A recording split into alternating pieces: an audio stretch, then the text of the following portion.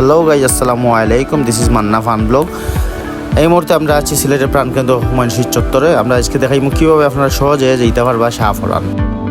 আপনারা খুব সহজে হুমায়ুন শহীদ চত্বর থেকে শাহফরান যেতে পারবা।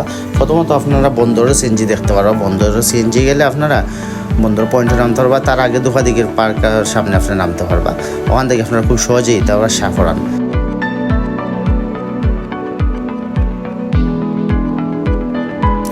অনেক সময় আপনার ডিরেক্ট সিএনজি হইলি বা যেটা আপনার শাহফরান মাজারও যায়, এর লাগে আমরা সিএনজি উঠে গেছি। তো সিএনজি আমরা খরচ 50 টাকা করি জনপ্রতি। আমরা দুইজন আসলাম, কিন্তু 100 টাকা গেছে। এই মুহূর্তে আমরা আসছি উপসর পয়েন্টও। আপনারা যাইতে যে পয়েন্টগুলো পড়বো আমরা ওইগুলো দেখানোর চেষ্টা করবো আপনারা লগে থাকবা। এখন আছি আমরা নাইরফুল পয়েন্ট। আমরা নাইরফুল পয়েন্টও আছি। এরপরে আপনার যে পয়েন্টগুলো হইবা তার মধ্যে হয়েছে উল্লেখযোগ্য হয়েছে মীরাবাজার পয়েন্ট, পরে ওই আপনার শিবগঞ্জ পয়েন্ট, এরপরে ওইভাবে তিলাগড় পয়েন্ট। এরপরে আমরা পাইছি মেজর টিলা, যেটা ইসলামপুর, মেজর টিলা ইসলামপুর পয়েন্ট, যেখানে আছি আমরা। আমি যে পয়েন্টগুলোর নাম কইছি আসলে এগুলো আমার ক্যাপচার করা সম্ভব হয়েছে না সময় স্বল্পতার কারণে, এলে এইগুলো দেখানো গেছে না।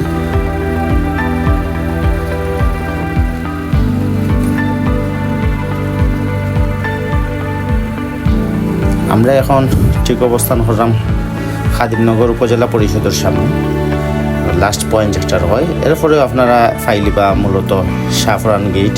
আমরা এখন বর্তমানে শাহফরান গেটের সামনে আছি। এর থেকে একটু সামনেই হয়েছে আমরা শাহফরান মাজার। আপনারা সাইডে গেটের সামনে থেকে অটো যেতে পারবা, 10 টাকা করে নিব।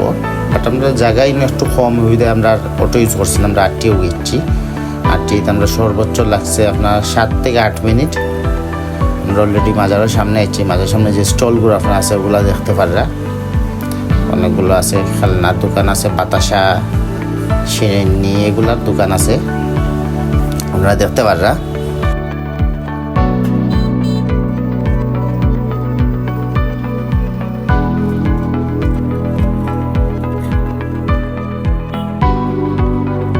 ইতিমধ্যে আমরা একটা ঘোড়াও দেখতে পারলাম, দ্রুত দৌড়িয়া যায় আমরা সামনে দিয়া। আমরা এখন আছি মাজারের সামনে। মাজারের সামনে যে পুকুরটা আছে আপনারা পুকুরটা দেখতে পাররা, যেখানে মানুষ অজু কররা, গোসল কররা।